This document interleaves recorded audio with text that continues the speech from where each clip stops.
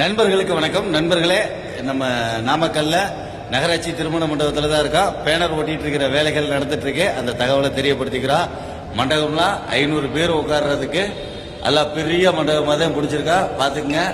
மாநில இடைத்தலைவர் மாதேச நண்பர் நம்ம கூட இருக்காரு. நம்ம நாமக்கல் மாவட்ட தலைவர் சசிகுமார் பையன் கூட இருக்காங்க.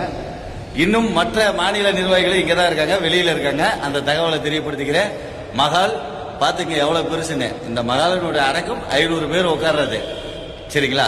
அந்த தகவல்களை நண்பர்களுக்கு தெரியப்படுத்திக்கிறோம். காலையில் உடல் உறுப்பு தானம், இலவச கண் பரிசோதனை, உடல் பரிசோதனை, அது ஒரு பக்கம் நடக்கும்.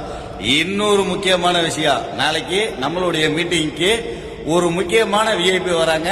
நாளைக்கு அந்த விஐபி யாருன்றத நண்பர்கள் பார்க்கும்போது தெரிஞ்சுக்குங்க. சரிங்களா?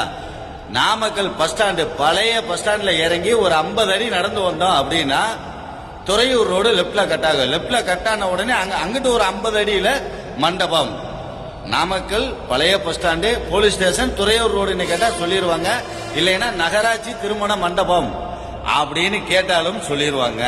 அப்படின்றத நண்பர்களுக்கு தெளிவா தெரியப்படுத்திக்கிறேன். நாமக்கல் பெரிய மாவட்டம் தான், எல்லாருக்கும் தெரியும். சரிங்களா? நாமக்கல் பழைய பஸ் ஸ்டாண்டு, நகராட்சி மண்டபம், அருகிலே போலீஸ் ஸ்டேஷன். நன்றி நண்பர்களே. காலையில 9 மணிக்கு மீட்டிங் ஸ்டார்ட் ஆகுது.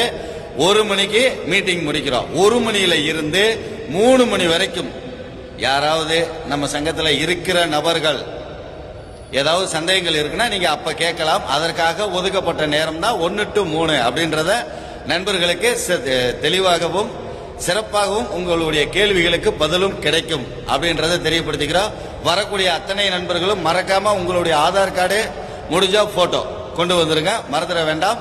உடல் உறுப்பு தானம் பண்றவங்க வீட்டில் தகவல் தெரியப்படுத்தி சம்மதத்தோடு தான் கொடுக்கணும். அதையும் நண்பர்களுக்கு தெளிவா தெரியப்படுத்திக்கிறோம். நன்றி நண்பர்களே.